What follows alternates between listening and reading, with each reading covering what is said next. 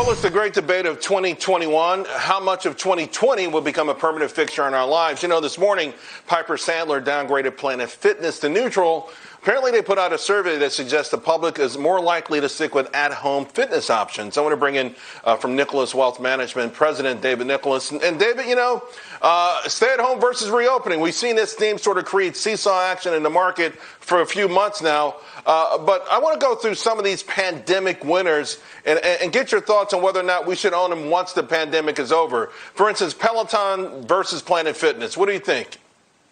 Yeah, you know, the growth story for Peloton, it really started before the pandemic. They had a great year last year. But if you look at fiscal year 2021, we should see $4 billion in revenues, 40% profit margins, over 2 million subscribers. So I still like a name like Peloton. I beat myself up when last time was trading at $100 a share that I missed it. We've got another opportunity. So when you compare that to a brick and mortar, that's not really where I want to be. Planet Fitness lost 1 million members last year. So again, some of those may come back, but I think behavior has changed. I like Peloton here.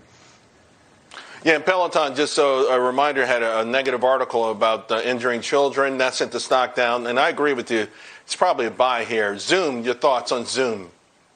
Yeah, I think we'll see some short-term weakness for Zoom. We're not going to see the explosive growth like we saw last year. But I'm excited about Zoom's international growth. 30% of the revenues came from here at home. Still a lot of upside international. So I do like Zoom, but I would buy it on weakness that we see in the next quarter or two.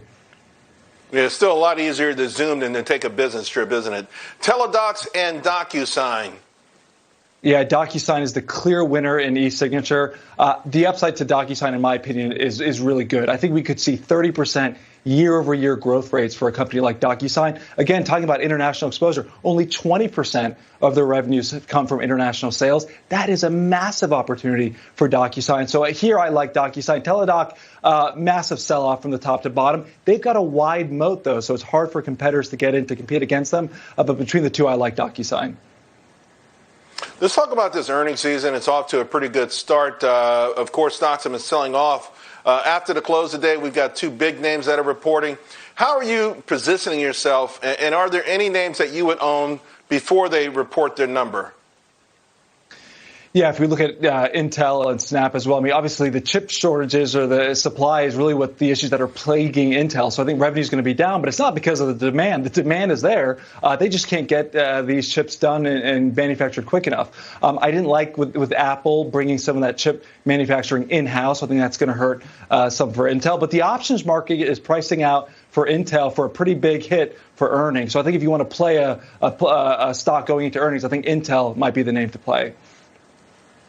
All right. And your thoughts on the higher taxes, David? You're young. You can handle it. Let me tell you higher capital gains tax.